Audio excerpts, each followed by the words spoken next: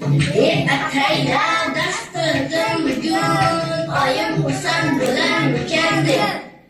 Osamagan 5 bahor kun, vatan ko'ngli to'larmikan deb. Oyim hayron bo'lib qoldi-yo, boshdan oyoq nazar soldi-yo, shubhaga ham